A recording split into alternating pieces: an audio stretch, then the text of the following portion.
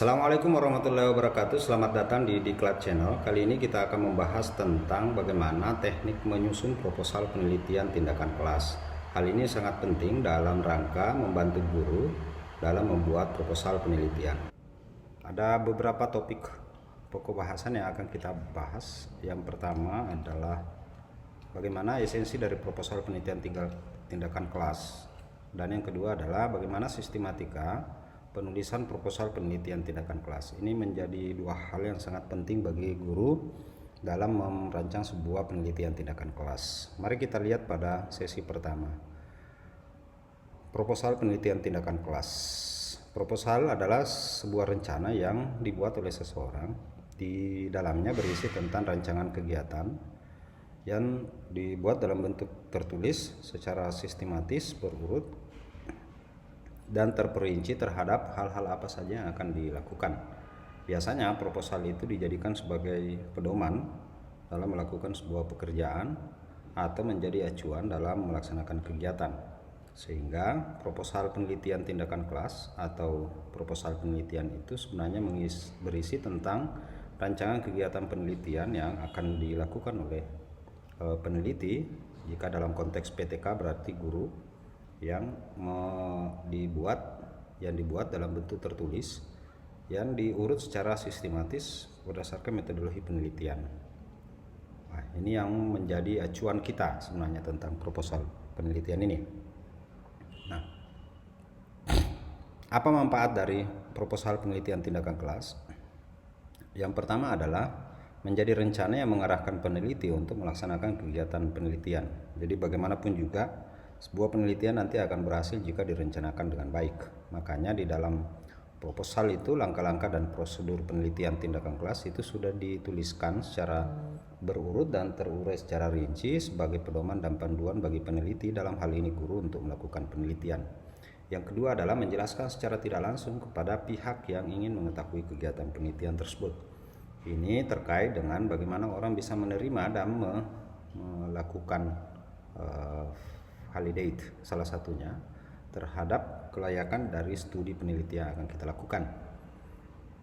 Yang terakhir saya kira salah satunya adalah untuk meyakinkan para donatur atau sponsor atau pihak berwenang atau pihak tertentu yang terkait dengan profesi sebagai seorang guru, misalnya atasan, agar dapat memberikan dukungan baik material atau finansial maupun dalam bentuk lain yang terkait dengan kesuksesan penelitian yang akan dilakukan oleh guru.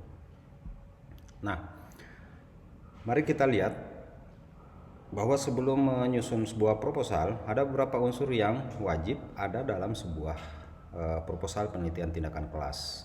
Yang paling pokok saya kira adalah judul penelitian. Judul penelitian ini menjadi sangat penting karena menjadi gambaran utuh dari apa yang akan kita lakukan sebagai seorang peneliti. Unsur kedua adalah pendahuluan. Pendahuluan ini biasanya ada di bab 1 yang memiliki rincian tersendiri apa yang harus dituliskan dan diuraikan oleh peneliti. Yang ketiga adalah tinjauan pustaka. Jadi bagaimanapun landasan teoritis itu harus ada, karena sebuah penelitian harus melakukan sebuah konfirmasi antara fakta realitas dengan fakta teoritis, sehingga itu menjadi dasar untuk merumuskan masalah di mana ada kesenjangan antara idealitas dengan realitasnya. Unsur yang keempat adalah metode penelitian. Ini saya kira yang paling penting untuk dikemukakan, karena selain untuk menyampaikan informasi kepada orang lain tentang prosedur penelitian yang akan dilakukan, ini juga terkait dengan bagaimana rancangan penelitian yang akan dilakukan oleh guru dalam melaksanakan penelitian tindakan kelasnya agar supaya proses penelitian itu berjalan secara baik. Yang kelima unsurnya adalah membuat estimasi anggaran yang dibutuhkan. Ini juga perlu, tetapi tidak menjadi wajib. Yang kelima adalah membuat estimasi anggaran. Ini sebenarnya tidak perlu, tetapi bisa dicantumkan sebagai estimasi kebutuhan keseluruhan biaya selama proses penelitian berlangsung. Yang terakhir adalah daftar pustaka dan lampiran. Di daftar pustaka ini tentu menganut style site dengan bibliografi yang sesuai dengan peraturan yang berlaku di dalam penulisan. Jadi misalnya kalau kita lebih banyak menggunakan style, maka site dengan bibliografinya berdasarkan model atau style tersebut. Nah, yang Berikutnya adalah lampiran. Lampiran itu perlu mengemukakan tentang beberapa poin, termasuk rancangan pembelajarannya. Ini ada kaitannya dengan metode penelitian karena terkait dengan langkah-langkah perbaikan pembelajaran yang akan dilakukan oleh guru. Nanti pada lampiran ini akan semakin lengkap ketika penulisan laporan hasil penelitian. Selanjutnya, bagaimana sistematika penulisan proposal penelitian? Sebelum kita melihat urutan secara detail, kita akan lihat bahwa di sistematika itu ada 3 komponen utama yang perlu menjadi perhatian dari peneliti dalam membuat proposal. Yang pertama adalah pada segmen pendahuluan. Pada segmen pendahuluan ada latar belakang rumusan masalah dan pemecahannya termasuk tujuan dan manfaat. Itu harus dideskripsikan secara detail, secara jelas dengan menggunakan bahasa yang singkat padat. Kenapa? Karena ini penting untuk menjadi landasan filosofis terhadap pelaksanaan penelitian itu. Yang kedua adalah kajian pustaka. Di dalam kajian ini sebenarnya adalah mengemukakan beberapa kajian teoritis yang terkait dengan upaya-upaya untuk memecahkan masalah penelitian kita. Makanya penting juga untuk mengemukakan kajian hasil penelitian yang relevan jika ada kesamaan atau kemiripan dalam topik, mekanisme, dan prosedur atau pada faktor lain. Yang ketiga adalah kerangka pikir, itu harus sudah dibuat baik dalam bentuk narasi maupun dalam bentuk skematik. Ini belum menjadi alur penelitian, tetapi menjadi alur pikir dari peneliti. Kemudian yang terakhir adalah hipotesis. Hipotesis tindakan itu tentu didasarkan pada konfirmasi antara kajian teoritis dengan fakta empiris yang ditemukan di lapangan oleh peneliti. Komponen ketiga pada sistematika itu adalah rencana penelitian. Rencana penelitian itu terkait dengan setting, bagaimana setting penelitian dilakukan.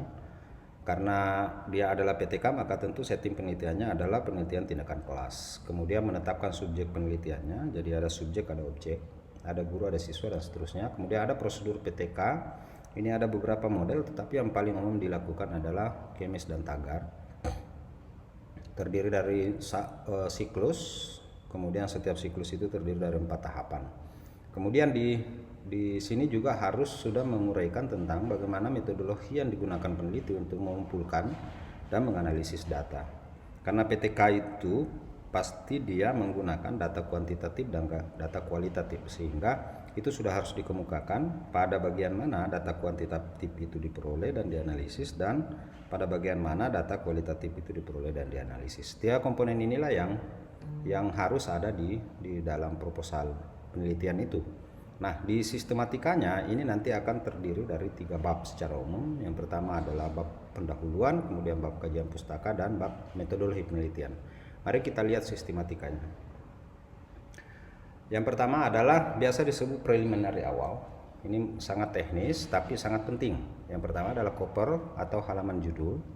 Kemudian ada lembar persetujuan, ada kata pengantar, ada daftar isi. Yang kedua adalah bab 1 pendahuluan, terdiri latar belakang masalah, perumusan masalah, tujuan penelitian, manfaat penelitian. Bab 2 adalah kajian pustaka yang terdiri landasan teori tentu terkait dengan variabel yang diteliti. Jadi itu harus relevan. Kemudian kerangka pikir dan hipotesis penelitian. Pada bab 3 metode penelitian mulai dari setting penelitian, ini biasa dikenal dengan jenis penelitian. Yang kedua adalah subjek penelitian. Yang ketiga teknik dan alat pengumpulan data, yang keempat analisis data, yang kelima indikator penelitian, yang keenam prosedur, dan yang ketujuh adalah jadwal penelitian. Yang terakhir adalah daftar pustaka dan lampiran. Mari kita lihat apa yang penting pada setiap bahagian itu. Pertama, cover. Cover itu harus memuat judul, kemudian ada logo institusi, ada nama institusi, ada nama peneliti, dan NIP serta jabatan fungsionalnya. Kemudian lembar pengesahan itu ada penulis, ada kepala sekolah. Berikutnya kita lihat pada sistematika bab 1 pendahuluan. Yang paling penting saya kira di sini adalah di latar belakang masalah. Yang paling penting untuk kita buat adalah bagaimana urgensi penanganan permasalahan itu.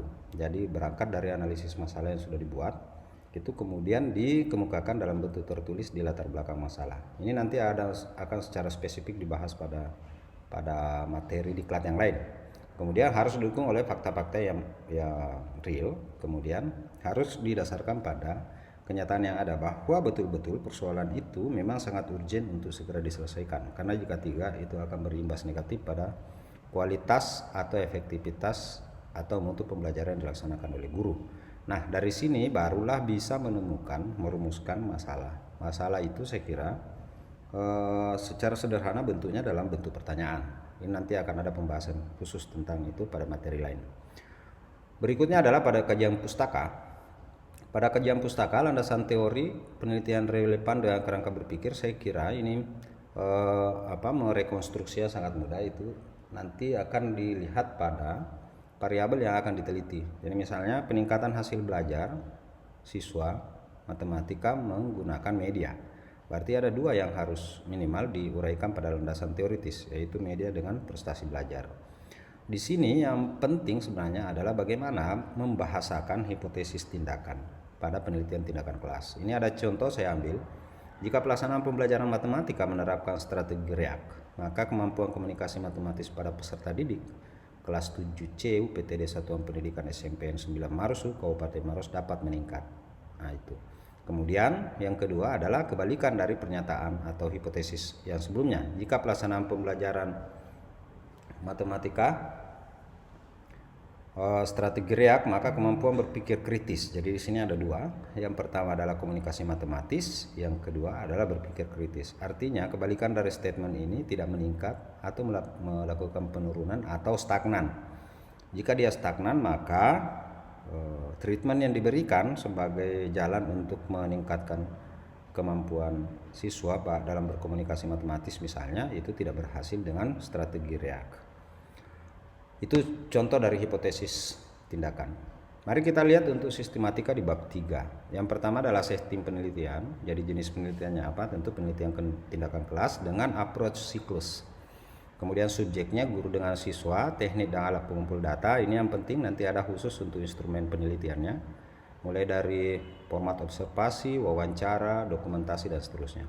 Kemudian analisis data pasti menggunakan analisis data kuantitatif dan analisis data kualitatif. Ada beberapa penelitian yang menggunakan mixed method. Ini nanti akan dibahas pada tata cara menganalisis data dan memperoleh data di penelitian tindakan kelas. Indikator penelitian ini tentu disesuaikan dengan fokusnya. Kemudian prosedur penelitiannya nanti mengacu kepada setting penelitian. Jadi terdiri dari beberapa siklus, dari setiap siklus terdiri dari 4 tahap.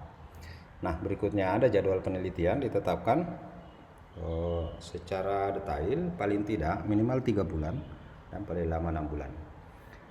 Yang pokok di sini adalah indikator keberhasilan. Jadi indikator keberhasilan dari sebuah penelitian itu perlu dirumuskan. Jika mengacu pada contoh sebelumnya, maka nanti dianggap berhasil jika ada peningkatan kemampuan komunikasi matematis. Jika penggunaan strategi REAK digunakan dan ada peningkatan, maka itu berarti penelitian itu menemukan bahwa strategi REAK itu efektif untuk meningkatkan kemampuan komunikasi matematis. Jadi ini perlu menjadi indikator penelitian. Bisa juga dalam bentuk angka. Jika menggunakan strategi REAK, maka peningkatannya 80% atau misalnya nilai kelas itu 75%. Nanti bisa didasarkan pada itu untuk membuat indikator. Nah, sistematika terakhir adalah lampiran.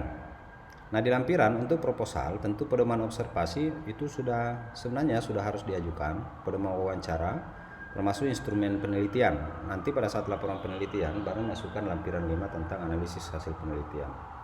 Jadi yang pertama adalah sudah mengajukan RPP. Tentu RPP adalah rencana perbaikan pembelajaran. Jadi modelnya sama dengan rencana pelaksanaan pembelajaran non PTK, tetapi di sini sudah memasukkan treatment yang akan dilakukan atau perlakuan yang akan dilakukan guru selama proses pembelajaran. Itulah saya kira sistematika PTK yang perlu diketahui dalam rangka menyusun proposal penelitian agar supaya proposal ini memang dapat menjadi acuan atau panduan bagi peneliti dalam melakukan penelitian tindakan kelasnya. Saya kira demikian, terima kasih banyak, semoga ada manfaatnya bagi kita semua dalam rangka peningkatan profesionalisme guru secara berkelanjutan. Wassalamualaikum warahmatullahi wabarakatuh.